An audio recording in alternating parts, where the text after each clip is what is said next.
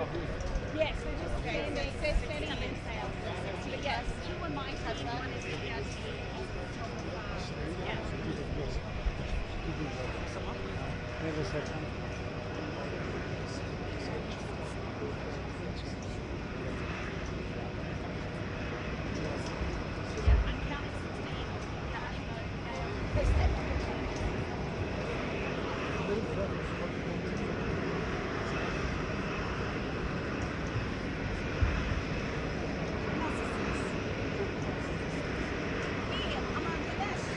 çok sıcak güneş.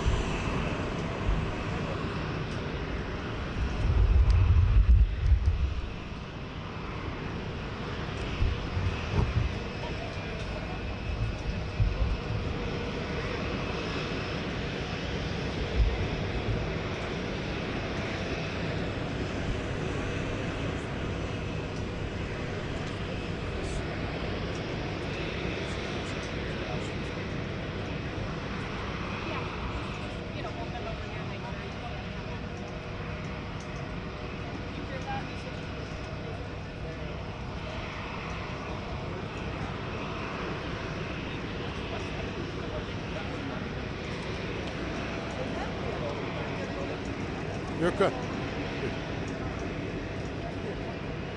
2 dakika bu olmalı. Gökhan.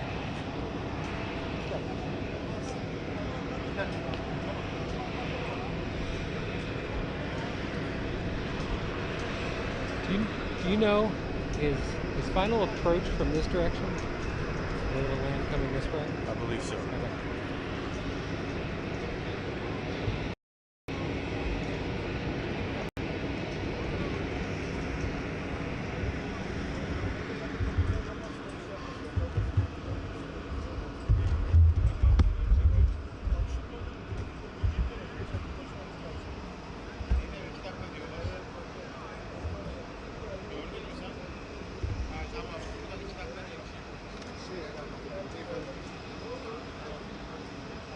Cool.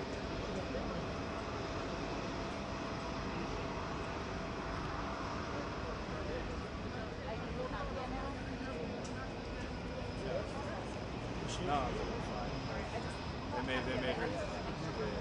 made her get out of the way.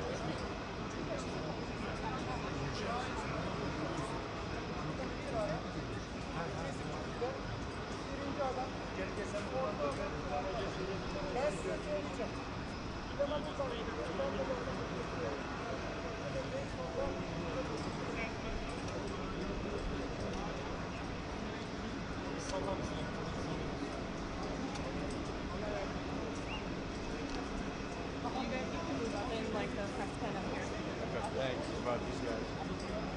What about them? Yeah. They're fine. Just like you can stand in between them. Yeah.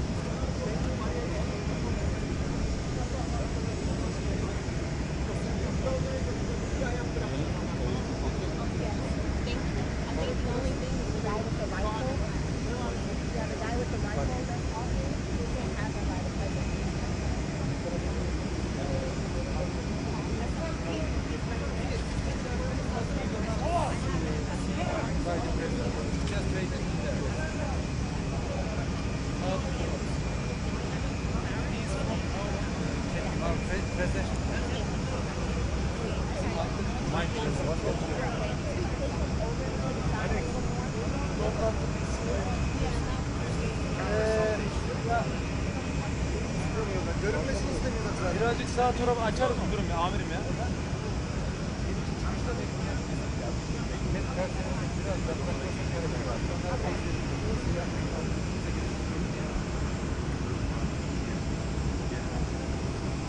Abi silahların alınması yapıyorlar ama bunlar göstermiş. Yolda olacağız. Verin. Tamam. Seni de bilmiyorum. Aynen ben de aynısını diyorum. Doğru mu? Yok. Tamam müdürüm. 10 numara. Tamam mı diyor da tamam dedim. Al.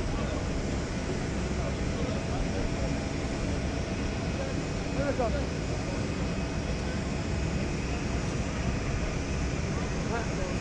Evet. Onlar yanlış yapmadı herhalde. Tamam abi.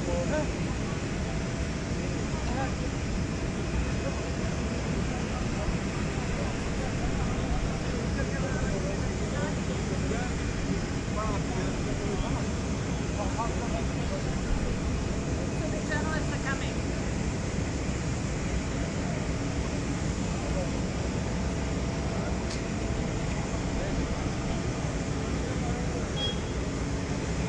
Now we can catch you.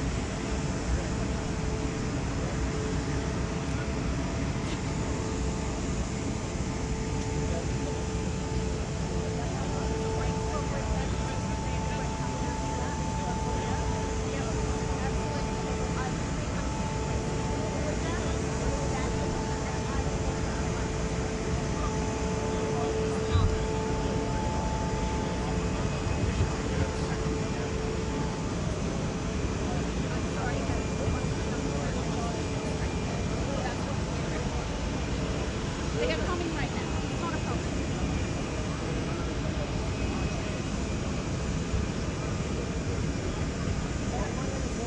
This was all agreed with Osman and yeah, it's not a problem. They want to keep it safe. Okay. Danny?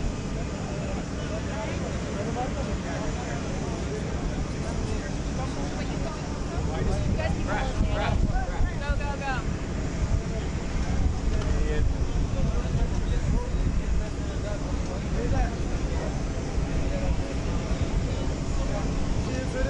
Biraz açılın.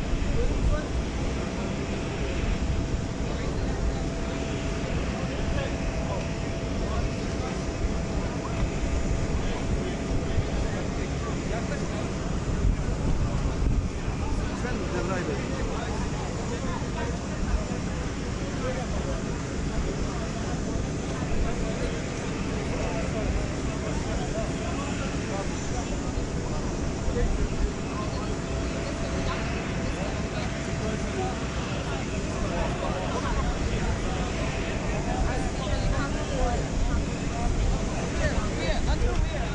Right here. You're out of the way. Yep. Sorry. You guys are blocking broadcast right now. Yep. Sorry. So sorry, Alex. That's fine. You guys just get down for a second. Sorry. Sorry. I understand. I'm sorry. I forgot.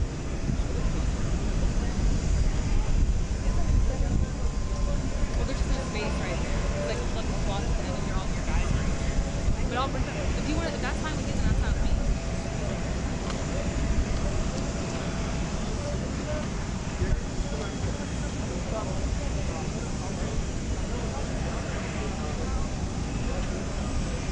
Hey guys.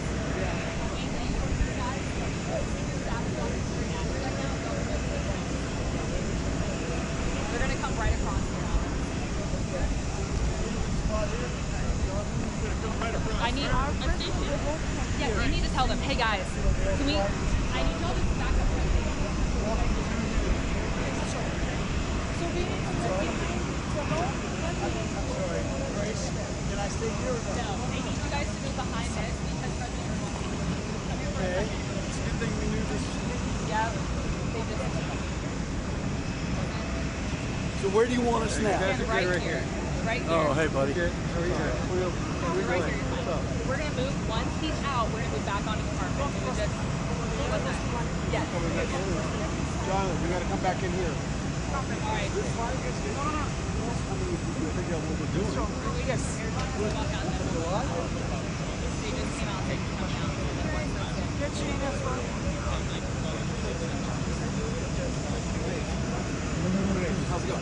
Stay low. Stay low and get in there, that's all. Go back over to carpet. Easier to kneel on. This guy right here. In the door.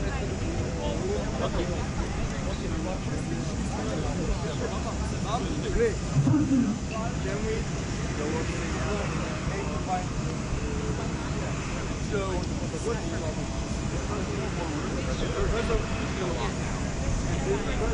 Hey, Wayne, can I do this out of the way back here? And then also there, can I run this way? Sorry. Guys, I'm sorry, I did not. She's moving center. Yeah, she's staying here. This is her God. God's this way. In a second, once President Erdogan comes out, we'll move back in. Yep. Sorry about the confusion. And then we can go behind the whole cameras to get there.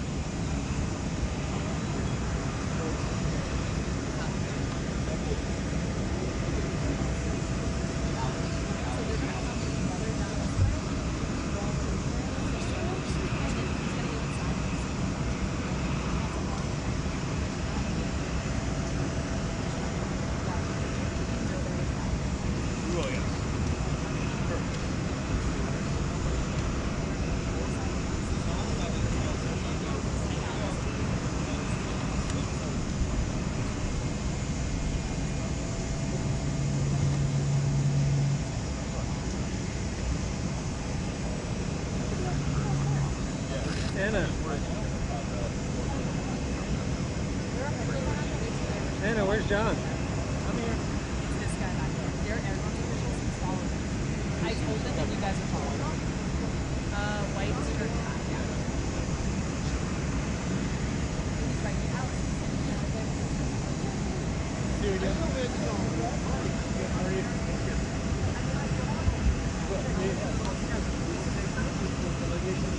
Going right out?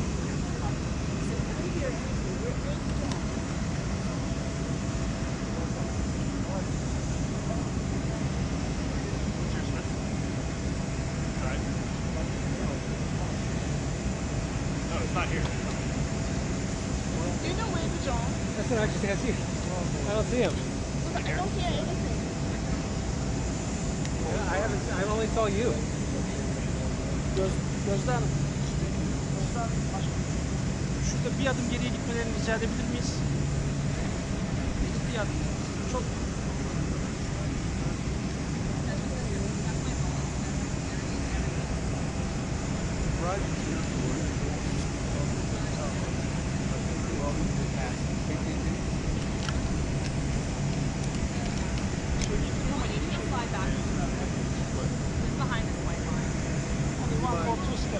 I've got one lady. You got one. Another PDP. Yeah. It's in the big pocket, not the little.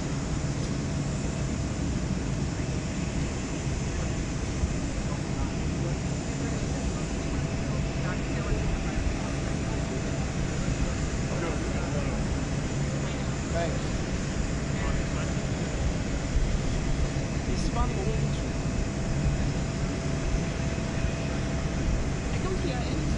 You're not getting anything? I don't see him anywhere. You don't mind.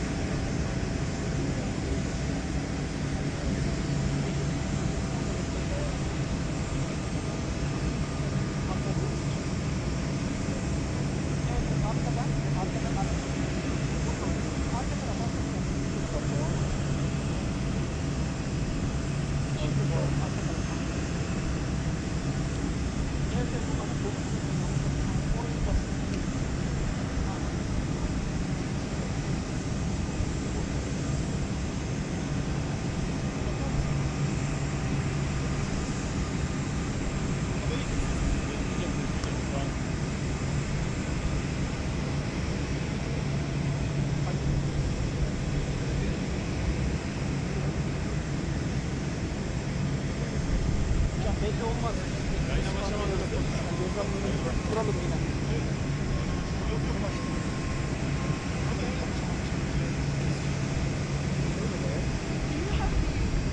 Camera mic? Yeah. I don't give any audio yet, so I want to make sure he. Yeah, I have Sam.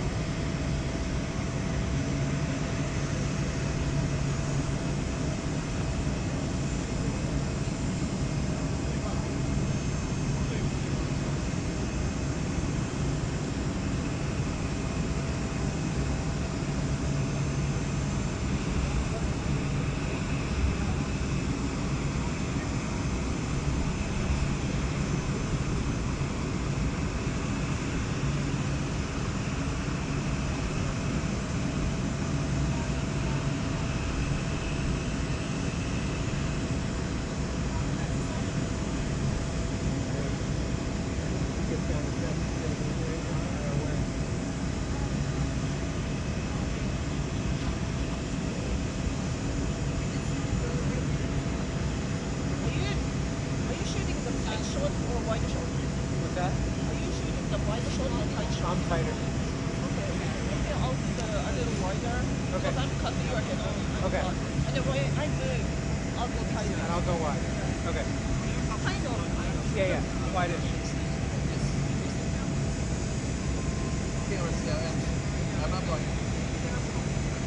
Okay.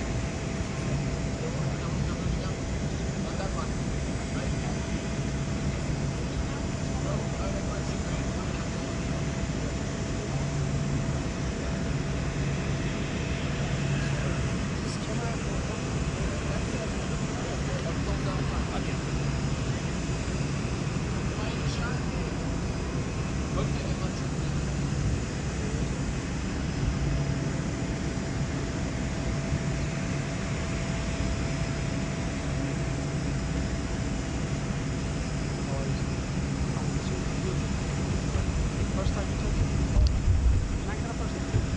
In Ankara? First time? Oh, yeah. Different president. How many people? How many people?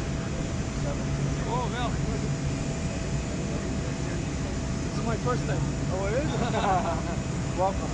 Thank you.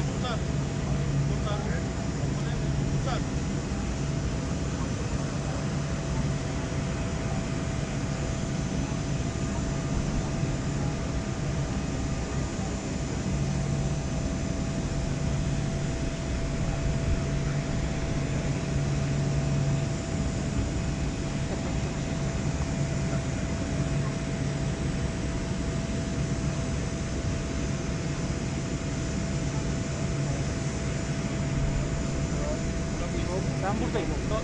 Bana mı şey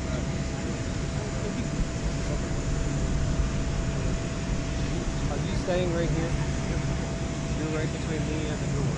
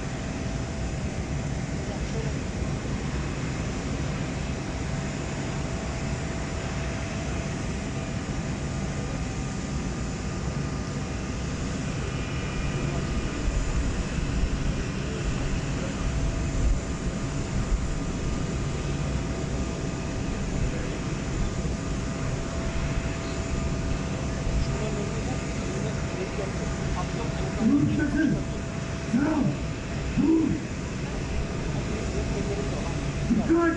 Sola! Bak!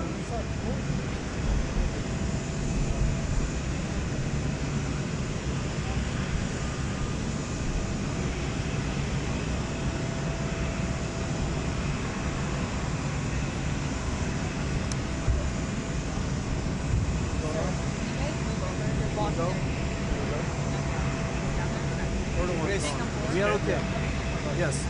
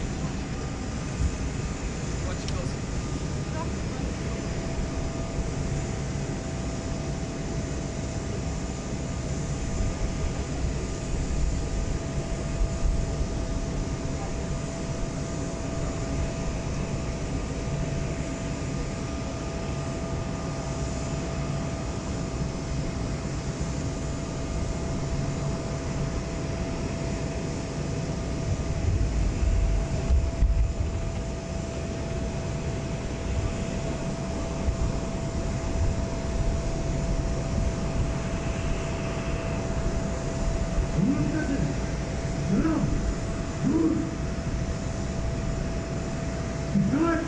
Sağa! Bak!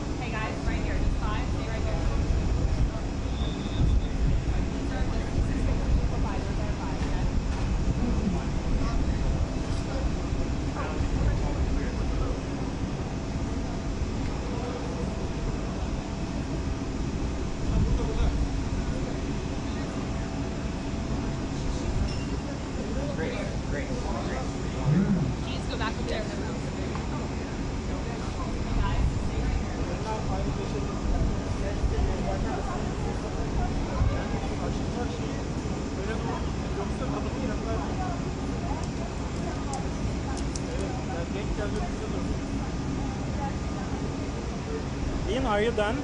Or do you need some more time? Araçlar geldi buraya, araçlar. Araba. I think I'm staying for his part. Dönüyorum ben. Ben şimdi çıkışı takip edeceğim. İçeri gireceğiz çok. Öyle bir zaman olacak da istersen.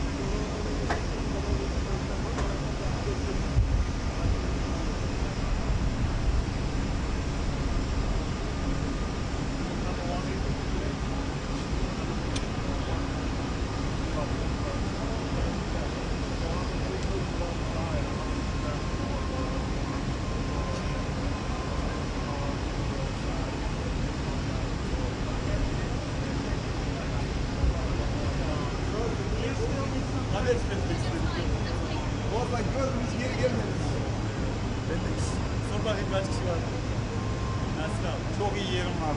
Vallahi tam önümde dur. Nokta atışı. Mükemmel. İsteseler böyle Yok. olmaz. Evet. Senin millet önünden geçti. Abi yayında bir sorun olmadı. Yok. Tam önümde dur. Tamam. Süper oldu. Yeter değil mi? Tamam.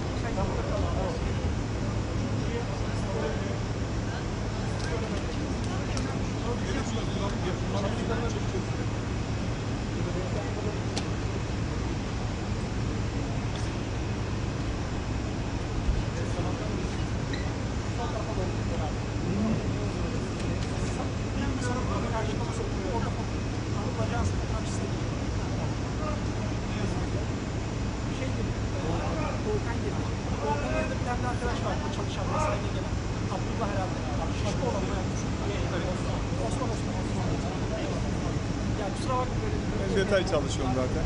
Sıcaktan nasıl ifade edeceğimizi şaşırdım. Sakız çiğneyen şoför ve Amerika bayrağı. Onlar abi normal.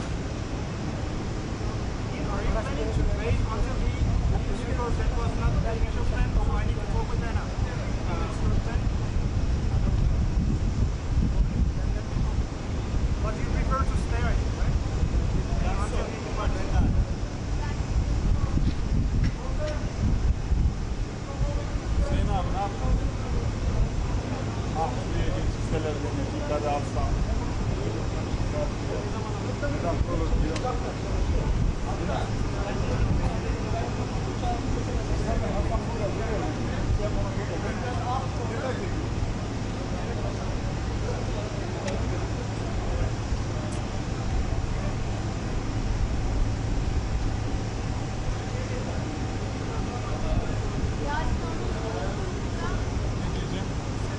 Külliye'ye mi gidiyordun?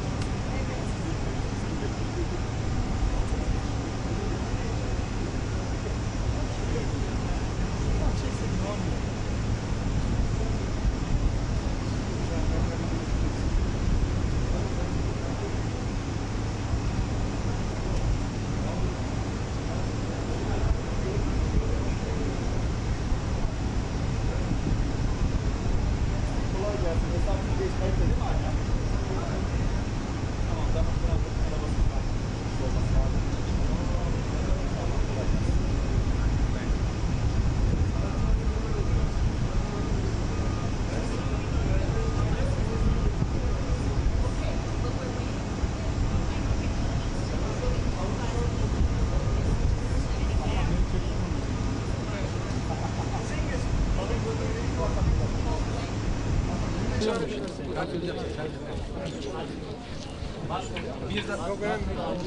Bir tarafta Türk Silahlı Kuvvetleri Onur Kıtası, bir tarafta Osmanlı.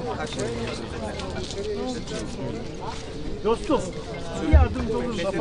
Şunu arkadaki mikserde en üst kasa bir takma. Bir tarafta kabloyu ölçeceğim de oluyor mu olmuyor mu?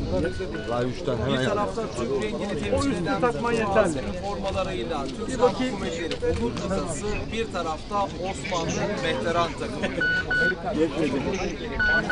Emin, kullanmayacaksan kablonu versene. Yukarıya doğru Kullanmıyorum. Tamam tamam o zaman boş ver tamam. Al çıkart sana zahmet ya. Vereyim mi? Yok yok çıkart. Nerede? At, Yok at, vereyim at. mi size? Bir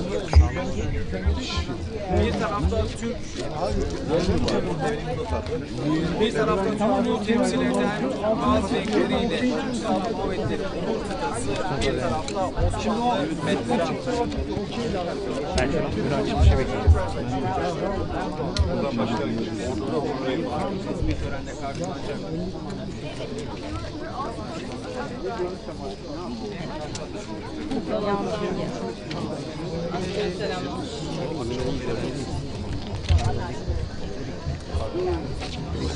Merhaba, askere bakın.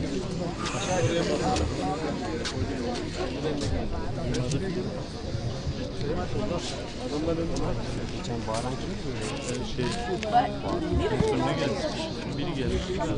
Bugün bayağı bağırdı. Sert bağırdı.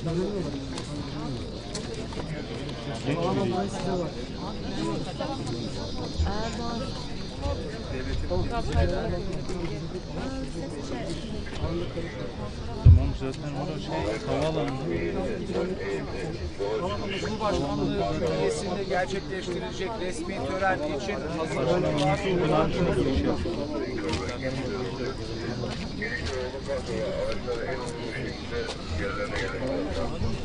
Cumhurbaşkanlığı Külliyesi'nde gerçekleştirilecek resmi tören için hazırlıklar da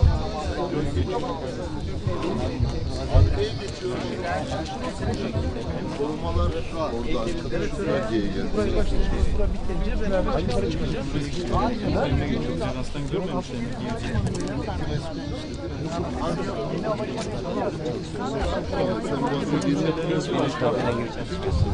anons çekiyorum şimdi. İşte Türk devletleri var. Kamera ve mikrofonla gelir misin? Ne var sorun? Kamera ve mikrofonla gelir misin? Tripodu getirmene gerek yok. Cumhurbaşkanlığı Külliyesi'nde gerçekleştirilecek resmi tören için hazırlıklar da tamamlandı. Çok bir şey var. Muazzamdan geçecek ve 16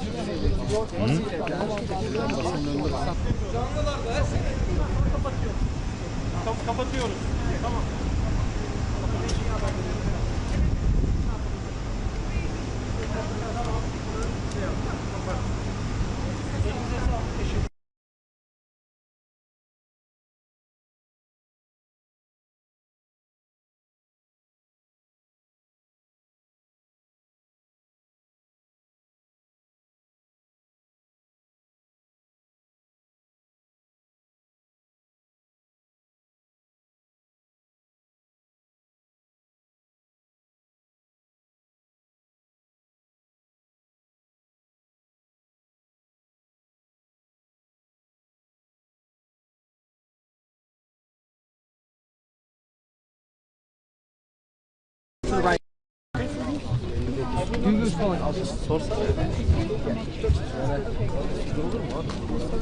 Riley, you need a translator, I can help. Bunlara sorun var. Yanlış anladım. Can I put this in your...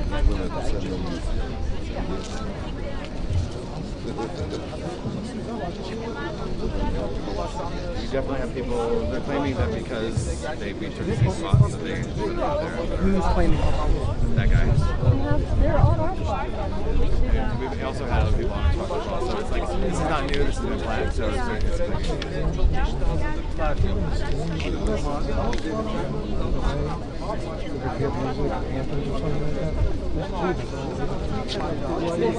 Yeah, I know. We didn't know the chip. We didn't know. Ne yapıyor lan Çağdaş? Gelince başkanlar I mean, they would have to keep the jib low.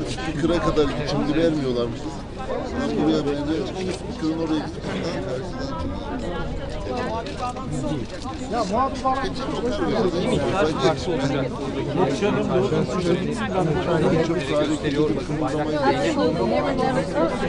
How far up are they? Well, If they be lower?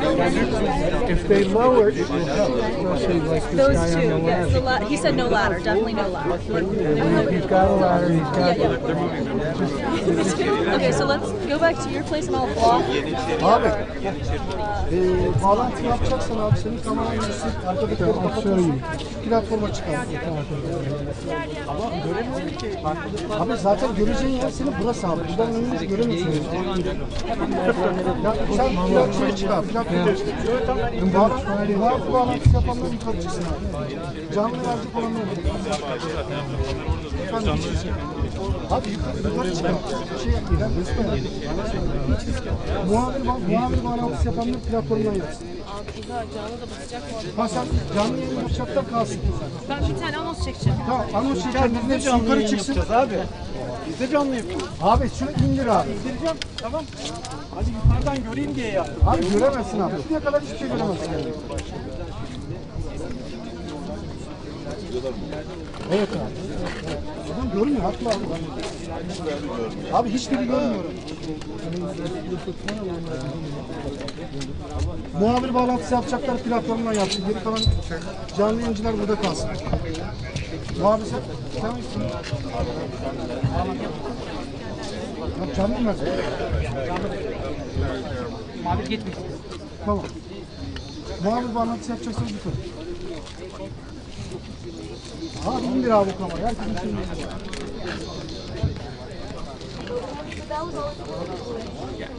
ABD Başkanı.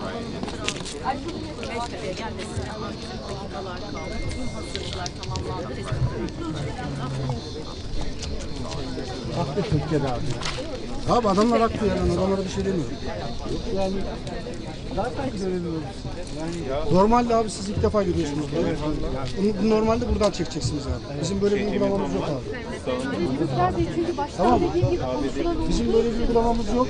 Bizim burada şeyimiz yok. Ben de şuradaydım aslında. Bir tek öne gidince geldim. Sadece bak sizin orada 2 tane kameranız var abi. O şu gittiği kamera kim abi? Reuters AP. Bak sizin Reuters'la AP abi. Şeye çıkıp alabilirsiniz. Zaten frekans verdik abi. ABD Başkanı ABD Başkanı. Tamam. Tamam. O zaman abi herkes çıkıyor. Herkes yukarı abi. Öyle talimatlar. Lütfen oraya alalım. Burada size alalım.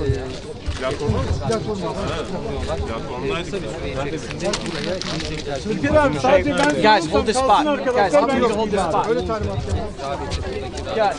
Sizler de görüyorsunuz yüzden fazla basın mensubu Cumhurbaşkanı Erdoğan ve Donald Trump'ı bekliyorlar. Ele alacak başlıklar da tabii ki küresel mesajlar. Çağdaş abi İran-İsrail savaşı var. Bu savaşta bir ateşkes mücadele süreci devam ediyor. Hangi konularda? Ben zaten bir an şey yaptım, iyi dedim, konuşulursa güzel yerde. Şey yapalım. Tamam abi. Birazdan yayın isteyecekler çünkü. Açalım. Bariyerleri çekeceğiz bu tarafa. Bu tarafa gelin abi. Sen de gel. Ama başlamadan önce Şu anda geliyorlar. Şuraya. Süreçte sürdürüyor. Başka önemli kritik noktada Ukrayna-Rusya savaşı bir NATO zirvesi gerçekleşiyor başkent Ankara'da. NATO'nun odaklandığı yoğunluğu bu başlık Orhan abi bu bariyerleri buradan alıyoruz. çanta kimin abi? Asya. oğlum sen az önce Şöyle çekeceksin. kadını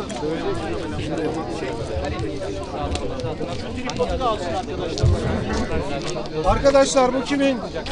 yoksa senin yerin şuraydı. Kadın bir de şey yaptı biliyor musun? Emin abi. Senin çant anlamam ki oğlum. Senin çantayı da bir tuttu kendi kağıdını koydu. Şuraya kadar getirin abi. Şuraya kadar. Yaklaştır abi. Aşağı kimse inmesin abi. Aşağı inmeyecek şekilde abi. Aşağı inmeyecek şekilde. Türker abi. Açalım siz buraya gelin. Türker abi. Abi sen efendim abi. Tamam abi. Hey. Aynen böyle. Beştepe'ye gelmesine hazır. Dakikalar kaldı. Biraz.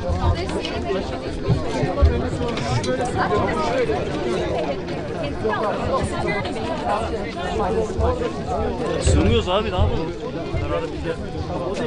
Yok abi. Kanka şunu uzatsana. Yok mu? Bu mu? Abi burada durabiliyor mu? Tamam, şimdi inebilirsiniz. Yerler değişti. Kameramanlar ya çık, nereye çıkıyorsan çık. Yukarı çıkın abi. Kameramanlar yukarı çıksın. Ya Türkiye sığınmıyor. Yunus. Artık yapacak bir şey yok.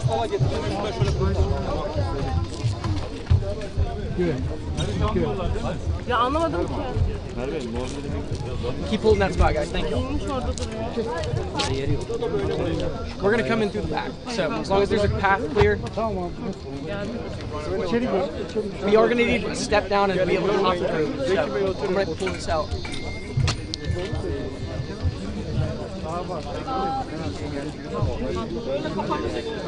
Emrah. Emrah. Emrah.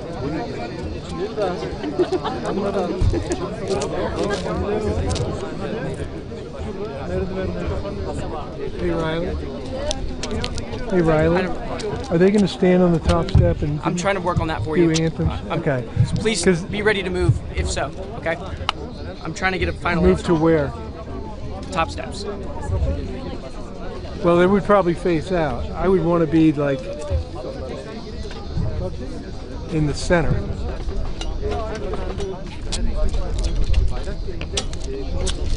I mean, I can get it from here as long as that jib stays out of the way. I know. Let me just. Okay.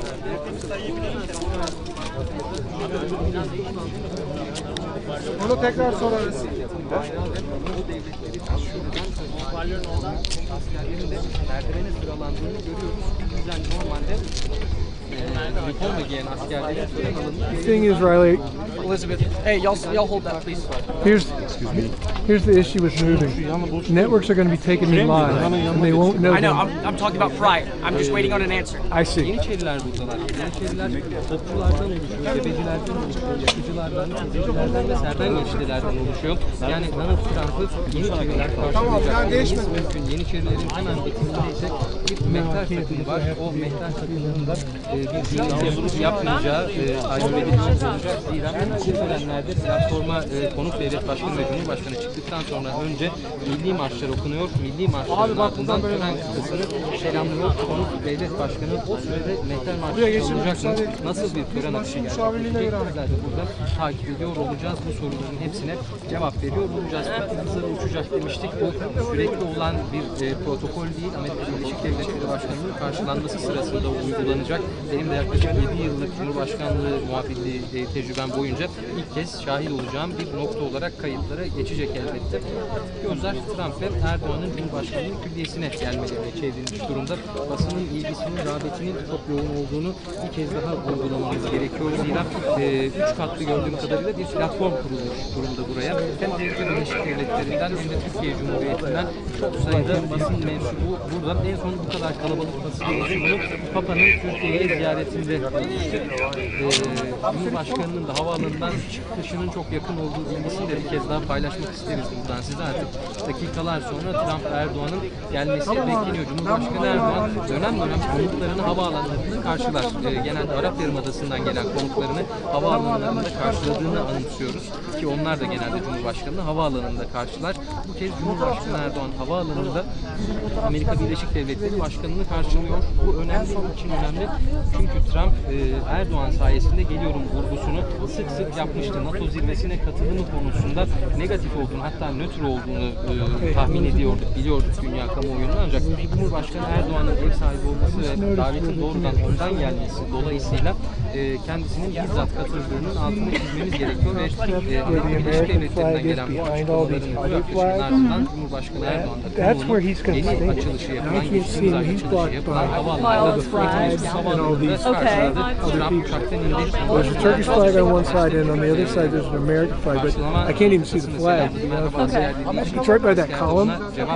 So, in order to get that shot, I would have to be, down there somewhere. I'm not sure if we've made negotiations apologies for that, but let me go talk to Riley. And this Türkiye'nin en büyük devlet konuk evi Etimesgut'ta NATO zirvesi için inşa edilmişti. NATO zirvesi dolayısıyla Türkiye Cumhuriyeti'ne Ankara'ya gelecek devlet ve hükümet başkanları. Or behind that row of flags. Yeah, I think he wants a So Riley's that I going to can talk shoot about a down head-on. while they're, so I can get them coming up, and then when they stand, I can turn and get them. Air Force One adını aldılar. Air Force One'ın rengi genelde mavi ve beyazdı ancak Trump bu kez o uçağı kendisi dekore etmiş, rengini kendisi belirlemişti. Alışıla gelmiş olandan farklı kırmızı tonlarda, lacivert tonlarda bir Air Force One gördük ve Donald Trump'ı taşıyacak olan The Beast ya da servisin ona söylediği adıyla Cadillac One adı verilen araçta yine onu hazır bekliyordum. Bakalım Cumhurbaşkanı Erdoğan ve konu beraber gelecekler mi? Aynı araca binecekler mi? Bu soru önemli. Buradaki protokol, Türkiye Cumhuriyeti'ndeki protokol şöyle işliyor. Cumhurbaşkanı Erdoğan konuğuna bir araç tahsis ediyor. Tahsis edilen o araçla buraya geliyor. Bakın hemen sağ tarafta bir rica edeceğim. Platformun üzerine TRT7'de çıktı. Milli İstihbarat Teşkilatı Başkanı İbrahim Kalın'ı, sol tarafında Hazine ve Maliye Bakanı yanlış görmüyorsam Mehmet Şimşek'i ve ortada da Milli Savunma Bakanı Yaşar Güler'i görüyoruz. Bu isimler ikili görüşmenin yanına gelecekler. İkili görüşmede Cumhurbaşkanı Erdoğan'a eşlik edecekler. Bunu ifade etmemiz gerekiyor tabii ki. Genelkurmay Başkanı'nın da keza yine burada olduğunu ifade etmek gerekiyor. Törene verilen öneminde ne kadar büyük olduğunu bir kez daha hatırlatmak gerekiyor. Burada İstihbarat Teşkilatı Başkanı İbrahim Kalın, Savunma Bakanı Yaşar Güler ve Hazine Mehmet Şimşek burada olacak. Bu isimler niçin önemli? İstihbarat önemli, istihbarat paylaşımı önemli. He's going to get to the top of the stairs shooting down. I mean, they're not going to say anything, right? Milli Savunma Bakanı burada askeri işbirliği Riley, there's not. I'm just waiting on an answer. I'm going to push from there. We have They're not going to say anything, are they? No, it's just durum ne? Ayrıca silahlı kuvvetlerinin güç kabiliyetlerinin artırılması için hava kuvvetlerinin ihtiyacı olan belki F-35 sürecinde gelinen son durum ne olacak? Türkiye'nin bir F-16 talebi vardı. O talepte gelinen son durum ne? Bu başlıkları Yaşar Güler'in de hem muhatabıyla ele almasını bekliyoruz hem de ihtiyaç halinde Cumhurbaşkanı ve Amerika Birleşik Devletleri Başkanı'nın kurmaylarında bu konuda dönmesi gerekiyor. Bu dönüşlere dair de açıklamalarda bulunacaklarını bekliyoruz. O toplantı sırasında Hazine ve Maliye Bakanı Mehmet Şimşek burada ekonomik ilişkiler konuşulacak muhakkak. 100 milyar dolarlık bir ticaret hedefi var. Türkiye ve Amerika Birleşik Devletleri arasında.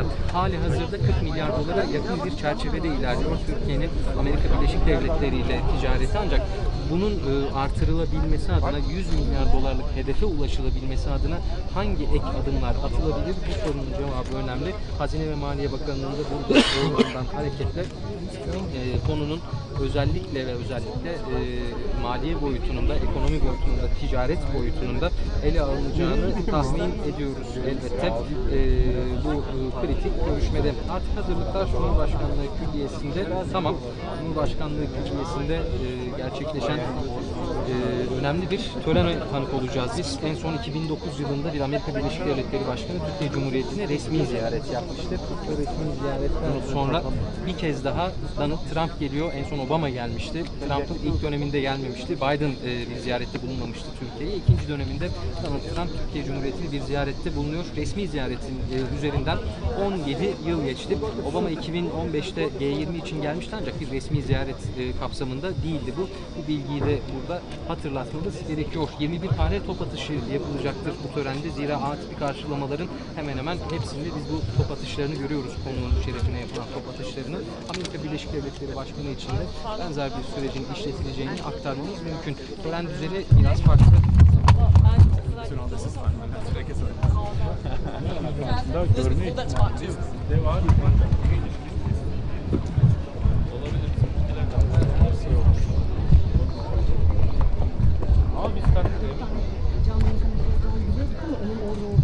Right next to that. So Nick, come here. You're gonna station just to the left of this camera. When security pushes you, you fucking move. Abi bu senin yanında duracak. Tamam, onu anlatıyorum O abi. da sizinle birlikte. Sen senin yanında duracak. Sen kaç deyince buna da söylüyorsun, bu da çekiliyor abi. So this is part of the official ceremony. Can you hear me? Do you hear me? Yeah. And we are just deciding about it right at that moment. So you are new in this movement. So it's extremely important that when this is a TRT host broadcaster, when he moves away, you have to immediately move away. Buraya şuraya gelecek. Will that be when they turn?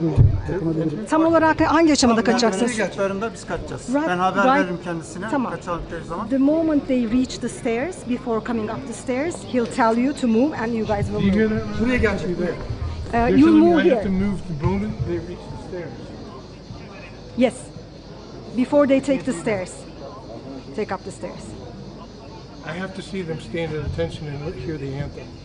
I have to see that. That is not possible because this is part of the official program and even the host broadcaster won't be here. How about over there? Orada da olamazlar değil mi? Behind No, olmaz. no way. Çünkü liderler tam burada olacak. Because the leaders will be standing right here. I know, I have to see them somewhere. Eğer biraz geri çekilirse So- kurtarır mı Nereye, tam acaba? nereye istiyor şurada? Şurada tam nereye istiyor? Biraz geri çekilirse kurtarır Şey diyor, mı? Trump'ı milli marşı söylerken görüntüsünü almam lazım diyor. O orada. O burada değil The ki. national anthem will be way there, way back there, not here. They don't stand here? They Burada stand tokalaşma here, var sadece. but they just handshake here. O tarafa I have dönecekler. to Every see that. handshake. I have to Onu see görmem gerekir diyor. I have to Tokalaşmayın see the mı? handshake. Tokalaşmayın. O zaman aşağı inecek. Bekleyecek, biz aşağı alacağız. Buraya Then you çıktık. can do it from below, Okay. which was the first discussion. Zaten 5 kişi oraya alınmayacak mıydı? Evet. Tokalaşmadan alacağız. Ben Where do sabahtan they beri do the anlatıyorum. En son handshake? artık. Where do they do the handshake? Right here? Yes. So can I be right down there? Riley? Yes. So remember there was our request for 5 visuals to be here when they're handshaking. Yes. That was approved. So Nick thinks he should be one of them to shoot the handshake. No? Okay. Ben neyi istediklerini anlamadım. Değil mi? Okay. I don't know where this moment came from, but yeah, you just want the good I have to see angle, their I think. handshake somehow, somewhere. They will handshake at the mic, correct? Well, they will turn and No, when acknowledge- they come Handshake here, they will burada. handshake. Okay. My boss Danny. Yüzleri de arkaya bakacak. So we can discuss that with him really quickly, and I'll let him be Tamam. the sign back. For now, let's think that Nick is gonna move with the TRT cameraman for now, Yes, and then let's see. I understand. Once Danny Tito is here. Tamam, yalnız burada sırtlı merdivenin başına şu çiçeklerin oraya geldi mi çekiliyor arkadaşlar. Tamam. Peki buraya geldiğinde buradan şöyle yandan çekim yapabilir miyim? Mümkün değil Oraya işte, şey- görmemesi işte onun için dedim. I almost be better off. Ya buraya gelecek, şöyle bekleyecek, hatta o tarafa gelsin. Hiç durmasın. Tamam, evet. Cheers. Siz lütfen beyefendiyi, siz burada durun, onun daha da ileri gitmesini Biraz söyleyin. öne alırsa daha iyi memnun olurum. Tamam. Çok az daha. Hem onun açısından da iyi olur. Tamam. Çekilip fotoğrafını Aha. almasın. Can we take this a bit for Elle de alın. like front? For your moment as well. Abi sen de. Tamam. Ben söylerim. Ya gerekirse hani elle kaldılar.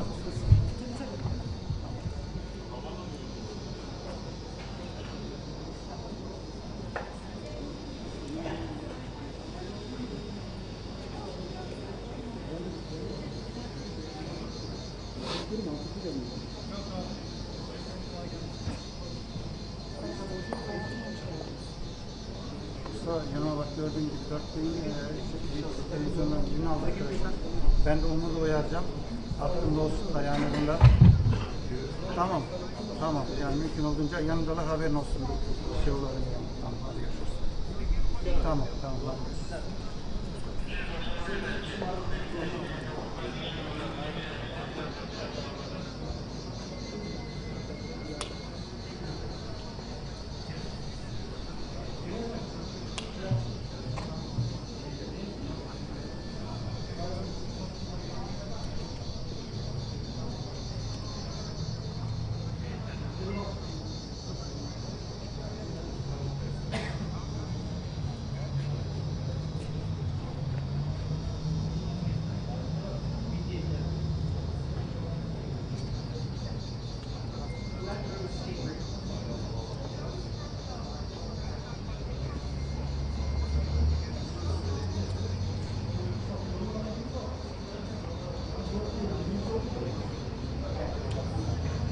Right, I gotta move back. I gotta move back. If I have to move here, I gotta move back.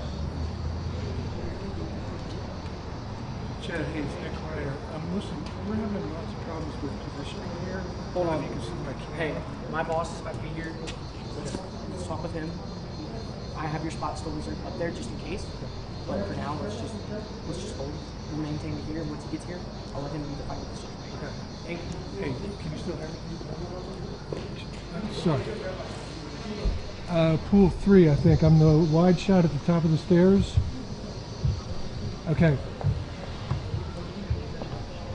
Yeah, okay, so look, they moved me, and now what they're telling me is when they come for the handshake, I have to leave before they do the handshake, and I keep telling them I can't do that. And there's a whole negotiation going on here. So I just want to let you know, to get the other networks a warning, that they may have to switch to the travel pool to get the handshake to Enna's camera, okay? Because they may tell me I have to leave. Can you give them a heads up?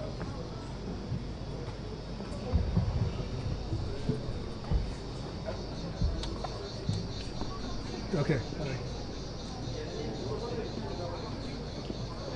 Hareket oldu galiba. Yo, araca geçildi, hareket oldu. Araca geçilmiyordu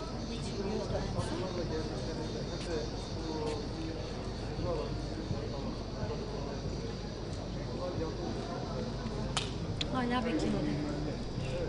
Hala beklemedi. Beyefendi. Beyefendi içeriden çıkacak.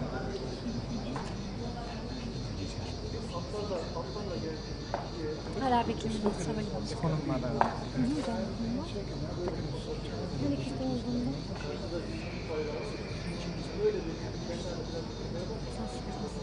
Çıkış oldu.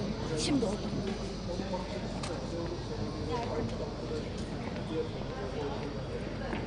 Right. Most of the time they're using networks, they're going to be taking a lot. Komutanım, hareket oldu.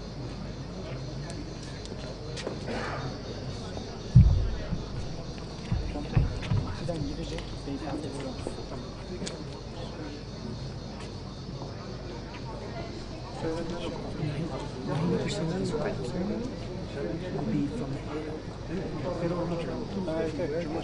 We were told from our position on the council.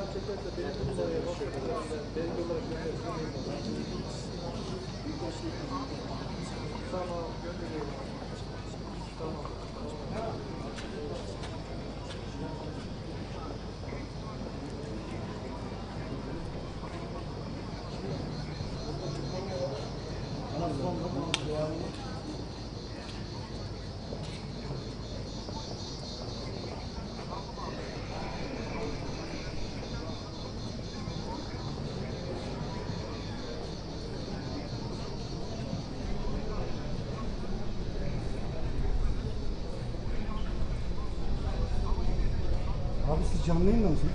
Değiliz. Ama şöyle, pardon, birazdan canlı yayına girmek üzere. Abi bizim daha önce konuşmalarımızı hepsini kanallardan izlemişler. Vere bir kamera vermemiş Mustafa'ya. Hey, it's Nick. So I'm definitely going to get this long shot of them walking up, with the soldiers on either side. You see, right? But then at a certain point, when they quote unquote reach the stairs, I'm going to have to move. So I just don't want any networks to get caught taking me live and thinking I'm going to get the handshake, because that's got to be Enna's camera. And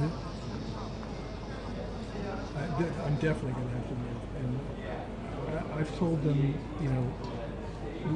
there's been a whole argument, negotiation. It's been very difficult. Anyway,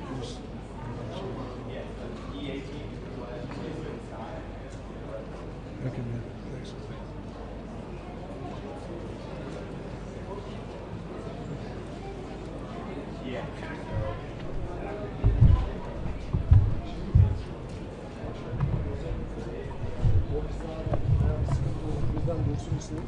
Tamam ufak. Şunu diyecekler, burada konu çıkıyorlar ya. 10 kişiye yakın basılması oldu. Bunların %90'ı ofişin olacak, %80. Biz onların yanlarında duralım mı, nasıl yapalım işte? Sizi çeken kim olacak? İşte yani görüntü biz içinde olacak. Görüntü. Sizi çeken olmayacak, ondan yukarıya çekmeyecek. Çekecek. Tamam. Oraya geldiler ya. Mesela 3-4 adım sağında. Sağımız. Tamam şimdi. Tamam. Çok fazla oynayamayalım. Kıyafetler yeni, sıkıntı çıkıyor.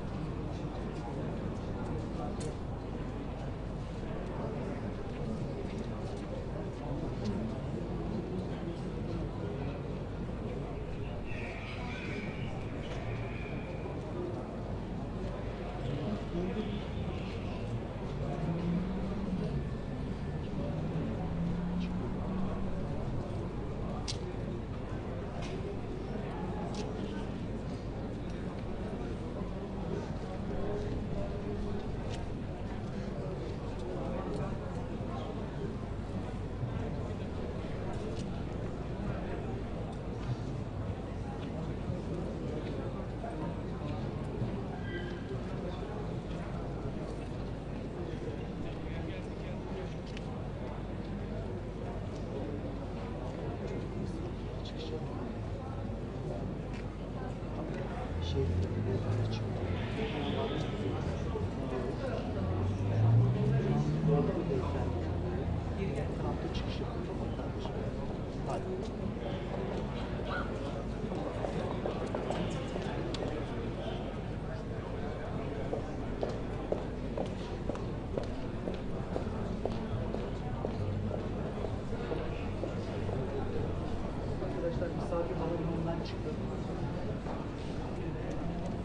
Misafir havalimanından çıktı arkadaşlar. Az bir süre kaldı.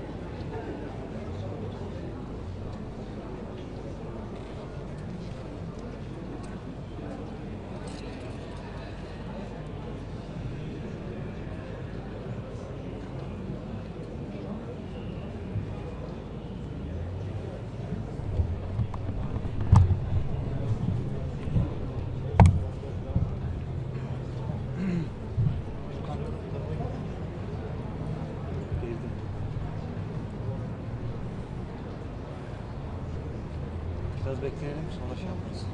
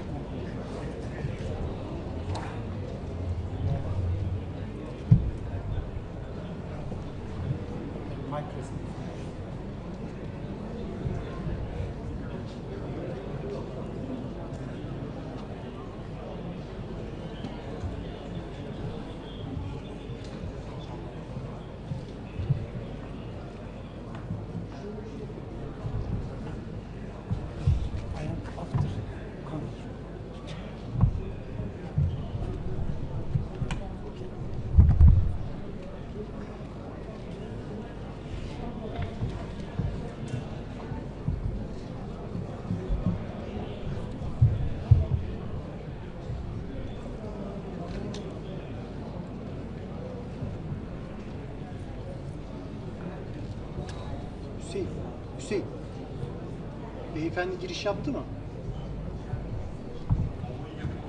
Değil mi? Girdi beyefendi. Trump çıkış yaptı, haberi geldi. Tamam.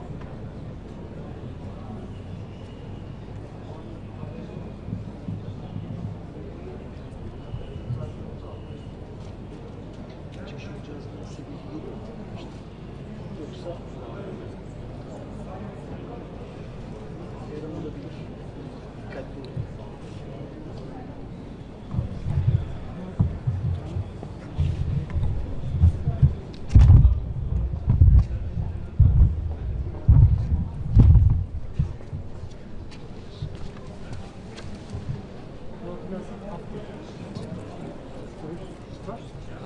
İyi bağlı. İyi bağlı. İkinci hala. İkinci halada indiriyorsun. Bastım indirelim. Alta geçelim.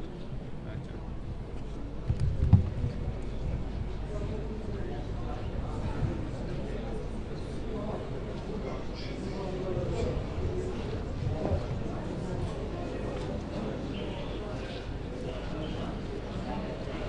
Anlaşıldı efendim. Şu an bu Devlet Demiryolları Köprüsü üzerindeler.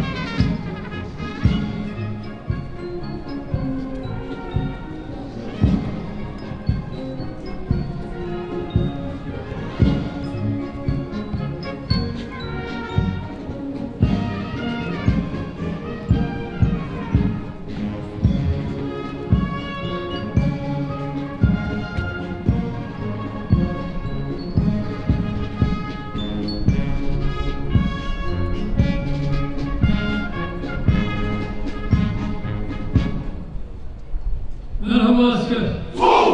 Nasılsınız? Sizler de sağ olun.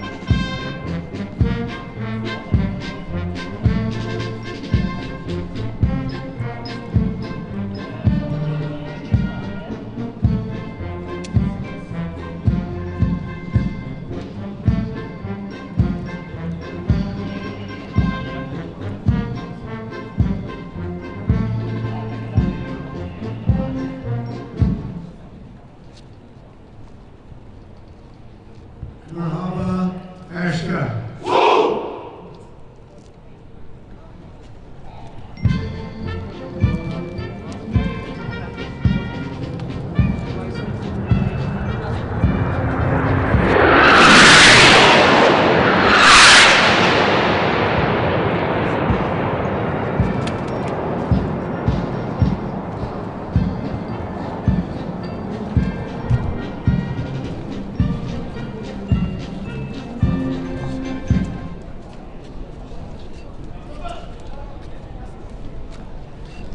Tören bitmiş direksiyon. Su!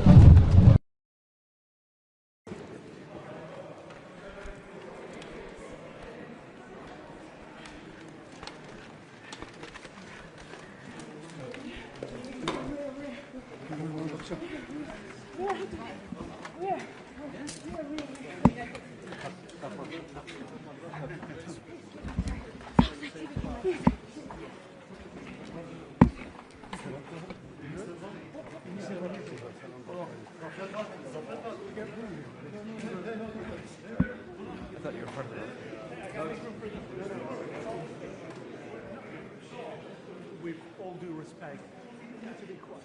Thank you. So sorry.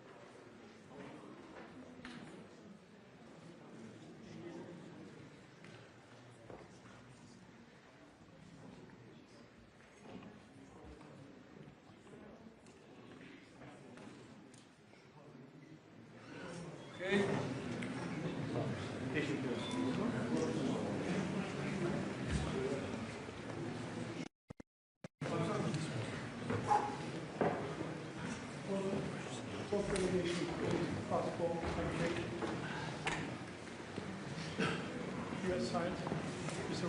Please.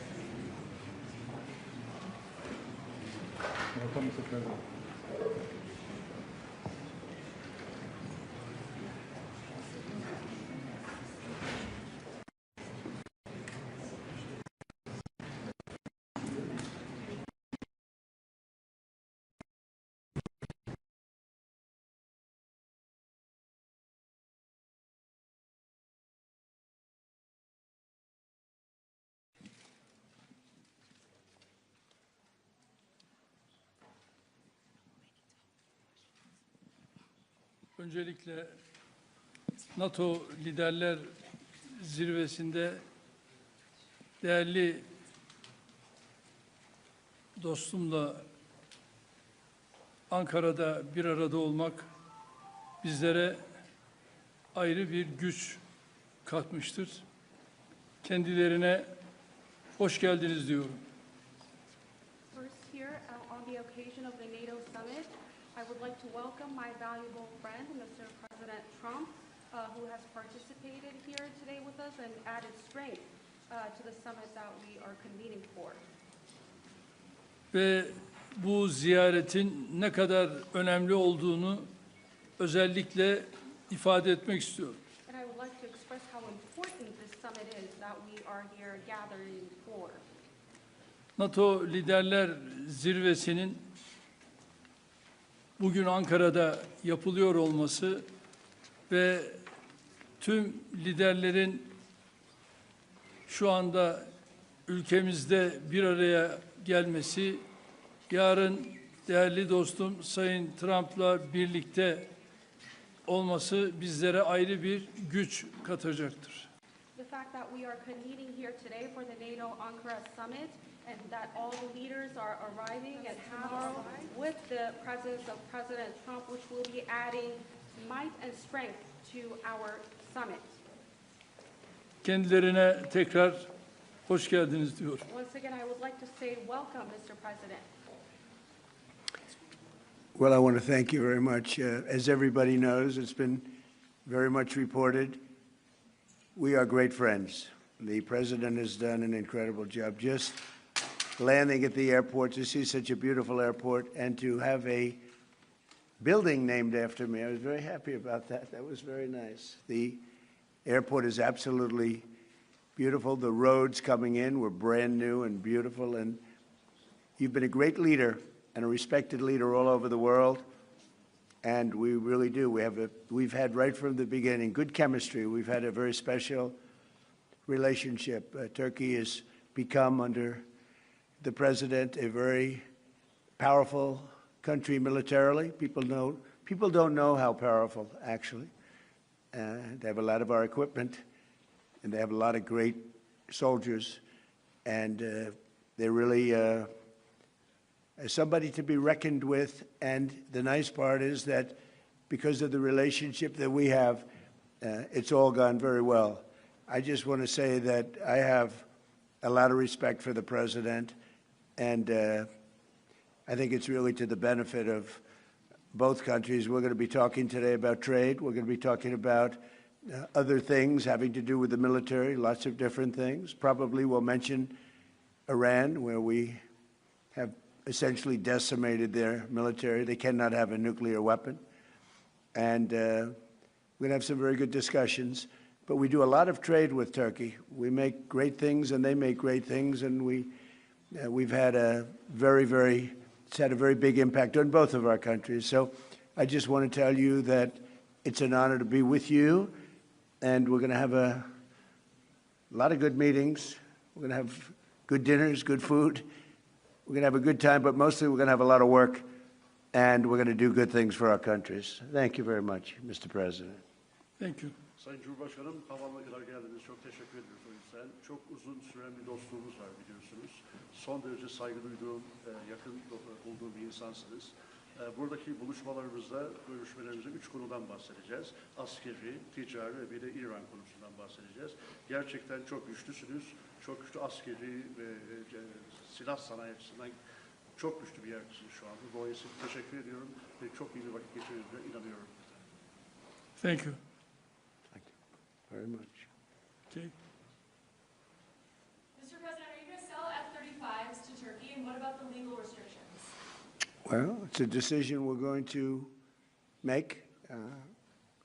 We have a very good relationship. I would think that many people, I can tell you, many people, including the people sitting right here, thinks, why wouldn't we do that? We have a better relationship with Turkey, and Turkey's been in many ways much more loyal than other countries that we think would be loyal.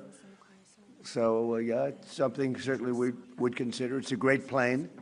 It's the best, currently the best plane by far. And it's certainly something we will consider, yeah. Yes, Daniel, please.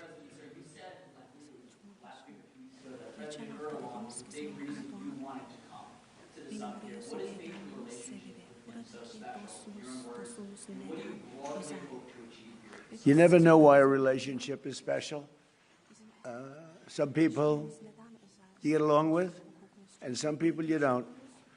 Sometimes you get along with the toughest people, like him, and sometimes you don't get along with the weakest, most pathetic people. You just don't get along. Maybe you don't respect them, but from the day we met, we got along. We had a pastor, as I remember, his name was Pastor Brunson, and it was a very big thing, and it was very traumatic. He was sentenced to a long-term prison sentence, and I felt he was innocent, and I called. Other people called. They got nowhere. I called the president, and he released him immediately. It was something that the evangelical community will never forget, and because he was a good man, Pastor Brunson. So, just things like that, we just it's always worked out. And I think it's been from the very beginning, from the first moment. I said it before, it's a chemistry that works between us. There are those that I don't have a good chemistry with, I will tell you that. And we work that out too.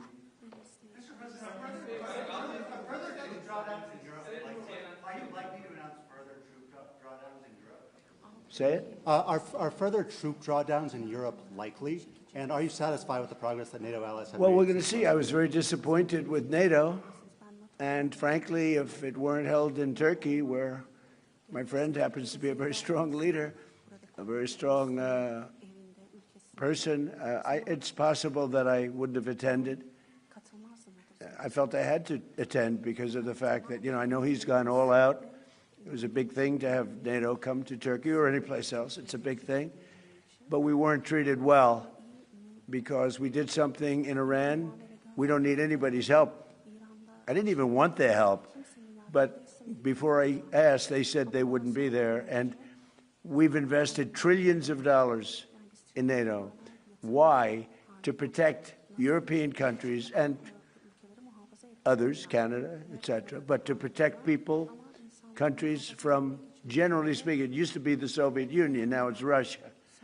And I say that's fine, but you would think that they'd be very willing to do something to help us, and they really weren't. In the case of the United Kingdom, the Prime Minister, I guess he's no longer there, maybe because of this. It was a very unpopular thing he did. He said, no, we'll help after the war is over.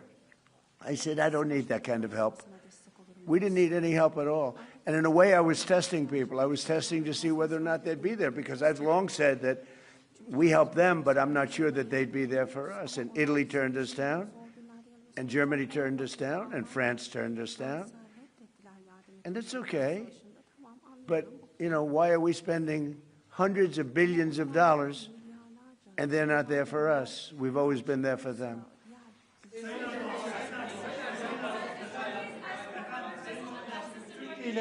Türkiye ile Suriye arasında Türkiye'de efendim İran'daki savaşın sona erdirilmesi için oldukça çaba sarf ettiniz. Müzakere süreci devam ediyor ancak nihai bir anlaşma noktasına gelinmiş değil. Bundan sonraki süreçte Türkiye nasıl adımlar atacak İran ve ABD arasındaki müzakere sürecinin olumlu bir şekilde neticelenmesi için? Bu süreçte yine aynı şekilde bizler İran-Amerika ilişkilerini nasıl bir düzleme kavuştururuz? Onun gayreti içerisindeyiz. Elimizden geleni yapmak suretiyle dünya barışına bir adım atalım diye gerek şahsım, gerek arkadaşlarım hep birlikte çalışacağız. Ben sizlere 80 bine yakın insan hayatını kaybetti Gazze'de. Çok büyük de bir yıkım var. Ateşkes sağlandı ama yer yerde ihlaller devam ediyor. Ateşkes ihlallerinin önlenmesi için, insani yardımların Gazze'ye girebilmesi için, ayrıca Gazze'nin yeniden inşa edilebilmesi için önümüzdeki süreçte ortak atabileceğiniz adımları değerlendirecek misiniz muhatabınızla? Müsaade buyururlarsa kendisinin de bu konudaki fikirlerini almak isteriz. Teşekkür ederiz efendim. Özellikle Gazze konusunda tabii değerli dostumla bunları da konuşarak özellikle bu bölgedeki barışı sağlama için bu liderler zirvesini çok önemsiyoruz ve bu liderler zirvesinden aynı şekilde bir kararın çıkmasını da hayra yorumluyoruz ve bunun olabileceğine de ben ihtimal veriyorum. efendim Türkiye-ABD ilişkilerinin geliştiği bir dönemi gözlemliyoruz. 2025 yılında geçen yıl Amerika Birleşik Devletleri'ne yaptığınız ziyarette önemli ticari anlaşmalar da imzalandı. Suriye konusunda Türkiye'nin önemli bir aktör olduğunu söylemişti Sayın ABD Başkanı. Şimdi yeni dönemde gelmeden önce de Sayın Trump bir sürprizle geliyorum ifadesini kullandı. F-35'i, Kaan savaş uçaklarının motorlarını konuştuk. Acaba gündeme gelebilir mi şeklinde. Siz bu sürprizin ne olduğunu düşünüyorsunuz? Türkiye bugünkü görüşmelerden sonra istediğini alabilecek mi? Teşekkür ederim. Tabii F-35 konusu biliyorsunuz bizim için yeni bir konu değil ve bunu bizler Amerika ile daha önce de görüştük ve biz 5 uçağı da sözünü aldık ve Sayın Trump'ın bu konuda bize ayrıca sözü var ve şimdi de bu liderler zirvesinde yapacağımız görüşmelerde F-35 ile ilgili kendilerinden bu daha önce aldığımız sözün ben geleceğe yönelik olumlu şekilde test ettiğimizi biliyorum ve bu konuda da Sayın Trump her zaman sözünün arkasındadır. Burada yine inşallah F-35 konusunda bu liderler zirvesinden hayırlı bir karar çıkacağına inanıyorum.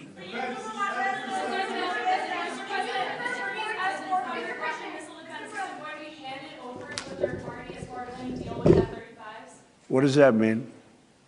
Is it going to be handed over to a third party? Is that not part of the deal? Third party? What is the third, with respect to what? There's our concerns about the Russian missile defense system.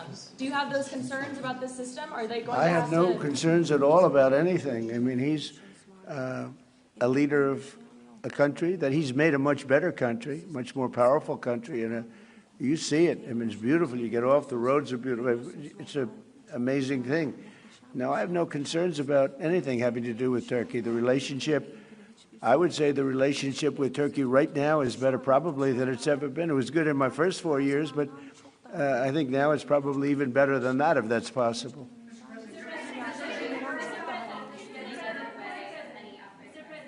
Sir, U.S. military and Turkish military constitute a really strong and large military base for NATO. Are we expecting further defense cooperation out of this bilateral meeting, out of this NATO summit here in Ankara? Well, we're going to find out when I go there. We're going to find out. We're going to be having meetings. I'm very friendly with many of the leaders. You know, some of them are new. We don't know them. But, you know, I've been doing this for now sort of a long time. If you count the 4 years where we had a rigged election, you know, I was very much into politics then, too. But I spent the first 4 years. I spent 4 years in a little different state. And then we've had an amazing, probably the best year maybe ever had by an American president. When you look at the economy, we have the greatest economy we've ever had. We have $19 trillion, $19.2 trillion to be exact, being invested in the United States. That's 7 or 8 times more than it's ever had. It's a world record, not just a U.S. record.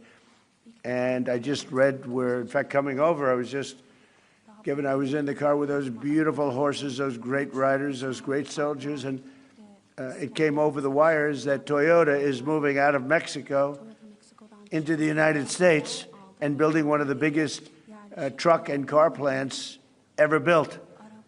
It's amazing. That's what tariffs do, if properly used. And so we've never had a more exceptional economy or potential economy. There's never been anything like it. Under the last administration, they did much less than $1 trillion of investment coming in. And we're at $19.2 trillion in actually the first 12 months, because that's where it's, you know, really, so we're there a year and a half, so that number is now substantially higher. But 19.2 trillion, Scott, for a period of 12 months. Nobody's ever seen anything like that. So we have by far the greatest economy. We have more jobs right now in the United States than ever before. And we have a great relationship with some countries on trade, and Turkey happens to be one of them. Sayın Cumhurbaşkanım, siz her fırsatta dünya 5'ten büyüktür, daha adil bir dünya mümkün tutuyorsunuz.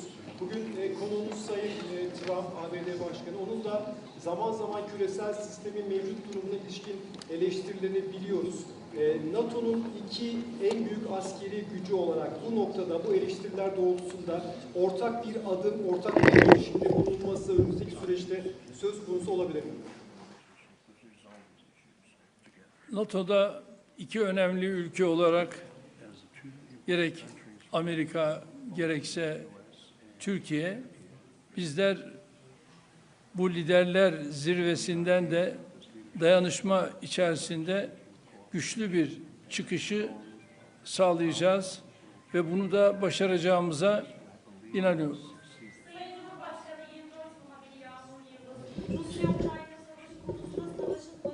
Bu yana arabuluculuk tesis ettiğiniz, 2 ülkenin Dışişleri Bakanlarını Antalya Diplomasi Forumu'nda bir araya getirdiniz. İstanbul'da çok önemli müzakereler yürüttünüz. Bu zirve kapsamında da Sayın Trump'ın Sayın Zelenski ile görüşeceğini biliyoruz. nihai aşama olarak hangi noktadayız? Savaşın sonlanması konusundaki gidişata ilişkin değerlendirmeniz nedir? Teşekkürler. Antalya Diplomasi Forumu'nda Dışişleri Bakanlarımız bir araya geldiler. İstanbul müzakere sürecini de Is that for me? Are you asking me or are you asking the president? The president, yes. Biz Rusya-Ukrayna arasındaki bu gelişmeleri de yine değerli dostumla burada paylaşacağız, görüşeceğiz ve ona göre de adımlarımızı atacağız. Televizyon kanalından Hatice Kübra Bal. Benim sorum da aslında az önce biraz yanıtladınız ama Türkiye'nin 5. nesil uçağı Kaan motorları için F-110 motorlarından söz edeceğiz. Aynı zamanda kassa yaptırımları ve bu bağlamda da F-35 alımı ile ilgili aslında bu görüşmeden bir somut sonuç bekleyebilir miyiz? Onu merak ediyoruz. Ben bunu daha önce değerli dostumla görüştüm ve Kaan'la ilgili onun motorları noktasında bu liderler zirvesinde bu görüşmeyi değerli dostumla tekrar bir araya geldik. Onu görüşeceğiz ve inanıyorum ki bununla ilgili bize verdiği müjdeyi burada da tekrar edecektir ve bu müjdeyle de herhalde liderler zirvesinde kendisine teşekkür edeceğiz. You know, I might add that Turkey bought planes. It's the best plane. But they bought planes from the United States. And when you buy a plane from the United States, if there's engine rehab and other things that are done to engines, there's various things that happen, including just maintenance. I think we have an obligation to maintain engines and help them maintain engines. When you buy a plane from us, what are we going to do? Say you're buying a plane if the engine needs work or if the engine has to be rehabilitated or even upgraded somewhat. But I think we have an obligation to do that. What are you going to do? Say, I'm not going to do that? Look, Turkey's been, I know, a lot of people don't agree, although I think with time they're starting to. Turkey has been a great ally for us. Turkey could have gone on the side. They know Iran very well, and they know the problems with Iran. But they've been very instrumental, along with a couple of other countries, of helping. They could have gotten into the fight. I hear some people saying about their relationship with Israel. They could have gotten into the fight. They're a very powerful military nation. They didn't do that. Maybe they didn't do that because of me, but they could have gotten into the fight on the other side. They are a nation that's been very, very good, and I can speak for myself as president. They've been extraordinary in many ways with respect to our relationship, including trying to end the war with Iran, or whatever you call it. It's not even a war, it's a military operation. It's a denuclearization. That's really what it is, of Iran, because I don't think he wants to see them have a nuclear weapon either. I'm pretty sure of that. In fact, I'm totally sure of that. So, but when they buy a product from us, whether it's a plane or anything else, when it's time for maintenance, I think don't we have an obligation to help them? What are we going to do? Say, we're not going to let you use the product that you spent a lot of money in buying? And especially when it's been somebody that frankly has been more helpful to the United States than many other more traditional countries.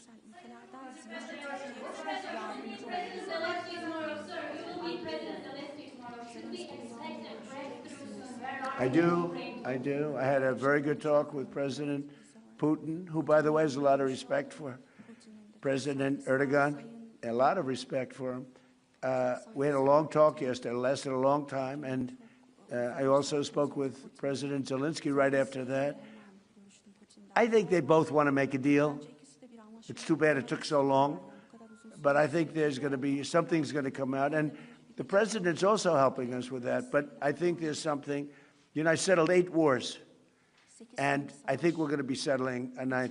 It doesn't seem likely now, but sometimes with war, I see when it's least likely, that's when it happens. I had a very good talk with President Putin. I had a very good talk with, I would say, as a combination. A lot of times I'd do well with Putin and Zelensky would be a problem, or vice versa. Zelensky would be great and Putin would be. They both want to get it settled now. More than that, that's all I do in my life is deals. I know deals. And I think they are going to, I think we're going to get it settled, hopefully soon. Last month, 35,000, mostly soldiers, died. The month before that, it was 24,000. The month before that, it was 27,000. And the month before that, it was 29,000. But last month, it was 35,000 young soldiers, mostly soldiers, died. And that's crazy.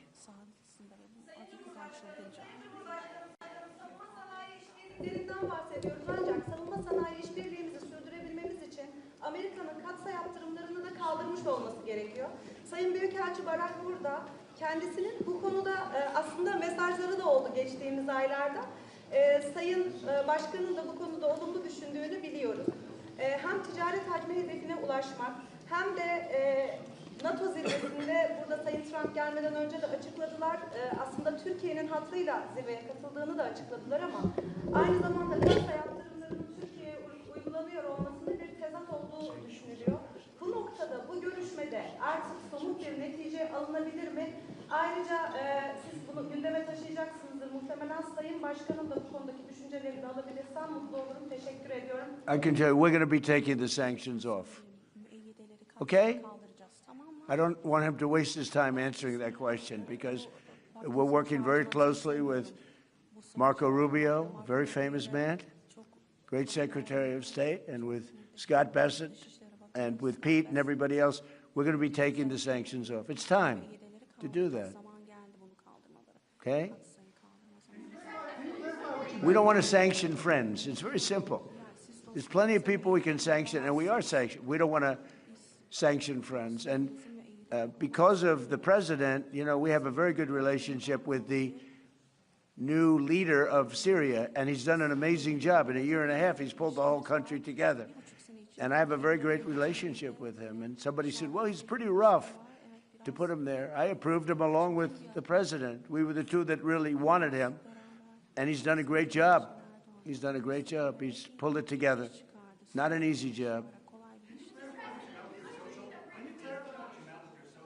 Post yesterday with respect to Prime Minister Maloney, that True Social post with the restraining order. Oh, I don't know. I think she's a nice person, actually. We've had a good, we had a bad relationship. It became a little bad because she refused to help us.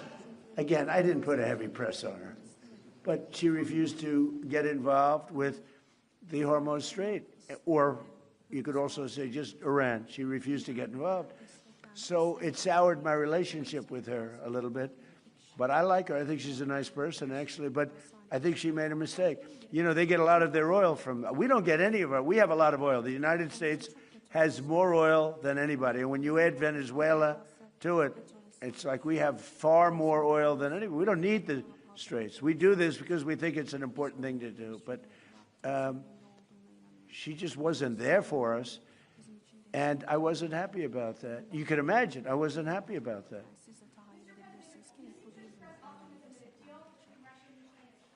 Why do you think that? What conditions have changed? Did Putin seem... About with what? Russia-Ukraine. Did Putin seem open to any concessions that he Never had? changed.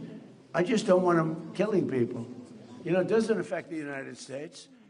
When Biden was here, he gave them hundreds of billions of dollars worth of equipment. Now I sell the equipment for, you know, fair price, the full price. And I sell it not to Ukraine, I sell it to the European Union. They pay us. But with me, it's not anything to do other than I'd like to save lives. You have 25, 35, 30. One time it hit 41,000 a month souls. They're dead. They leave their mother in Ukraine. They leave their mother and father in Russia, Ukraine. They wave goodbye. And a week later, they're dead. It's crazy. And I would like to see, it doesn't affect us. It really, you know, it's far away. It affects Europe much more. We're there to help Europe, but it doesn't affect the United States. We have an ocean in between. But, you know, it's just, I can't stand watching what's happening. I've seen the pictures of those battlefields, and it's a drone war. It's a war of drones. It's a whole new technology. And we're actually the leader in drones now. We have the most sophisticated drones, but people wouldn't believe how violent it is. And I've seen the battlefields. They send me pictures. I actually want to say, don't send them to me. Pete, this man right here sends me pictures. Pete Hegseth. And I said, Pete, you know what? Doesn't help to look. I've never seen anything like it. It's carnage. And it should stop. Open to any concessions to end the war? Did we seem open to any concessions to end the war in your coalition? I get along very well with both, and we're going to get it settled. And President Erdogan's helping us get it settled, as he's helping with Iran.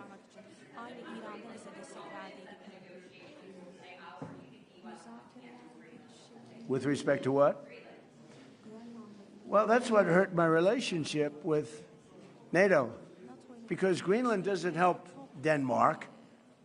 Denmark doesn't spend money to really help Greenland, but it's an important part for the United States. And it's surrounded by China ships and Russian ships. And that's not going to happen. The ships it's not going to happen. It was Greenland that, and it continues to be, that should be controlled by the United States, not by Denmark. And when they wouldn't go along with it, and with all the money we spend to help them with Russia, and we don't have to spend any money, we could remove all of our soldiers out of Europe. Because as you probably noticed, Europe's a very different place than it was 20 years ago. A lot different, much different. It's a much different, and they better be careful with immigration and energy. If they're not careful with those two things, you're not going to have a Europe anymore. Okay, thank you very much, everybody. Değerli arkadaşlar,